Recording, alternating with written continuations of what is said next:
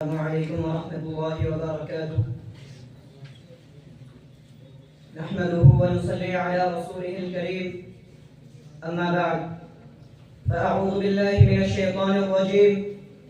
بسم الله الرحمن الرحيم. قل إن كنتم تحبون الله فاتبعوا يحببكم الله ويغفر لكم ذنوبكم والله غفور رحيم. صدق الله العظيم.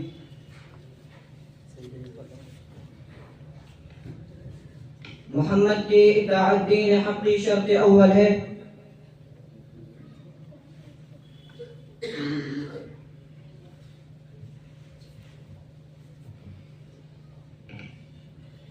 محمد کی اطاعت دین حق کی شرط اول ہے. اسی میں ہو اگر خامی تو سب کچھ نامکمل ہے.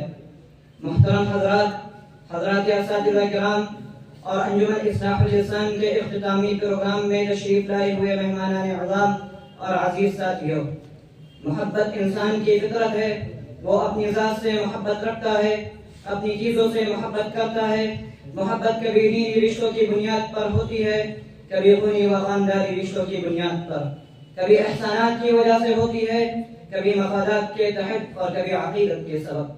ظاہر ہے کہ جو ہمارا روحانی باپ ہو، جس سے ہمیں زندگی کا سلیقہ ملے، جس سے روح کو بالغگی ملے، دل و دماغ کی نشوونما ہو، ذہن کے دریچے کھلیں، عقل و فکر میں گہرائی اور گہرائی پیدا ہو، سوچ کو ایک رخ اور سمت ملے، نگاہوں کو اعتبار حاصل ہو، اس سے عقیدت و محبت ہونی ہی چاہیے. اس کے دامان و شفقت و رحمت کے لیے گلہائے الفت و محبت پیش کرنا ہی چاہیے. محترم بزرگوں اور دوستو، انسان نے اللہ سے اظہار محبت کے بہت سے طریقے ایجاد کیے ہیں اور اپنی دانست میں محبت الہی کا حق ادا کر رہا ہے.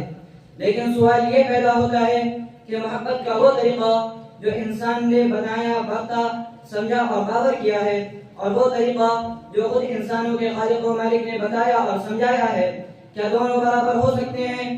کیا دونوں کو ایک حیثیت دی جا سکتی ہے؟ ہرگز نہیں. انسان کا بنایا غلط، اللہ کا بنایا صحیح. انسان کا بتایا جھوٹ، اللہ کا بتایا سچ. انسان کا طریقہ باطل، اللہ کا طریقہ حق.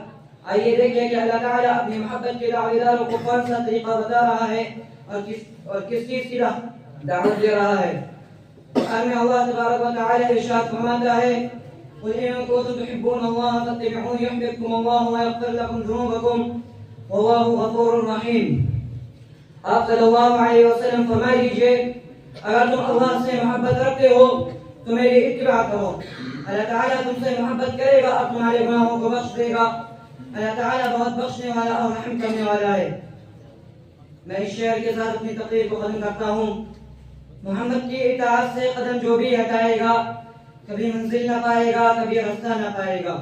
وآخر دعوانا الحمد للہ رب العالمین.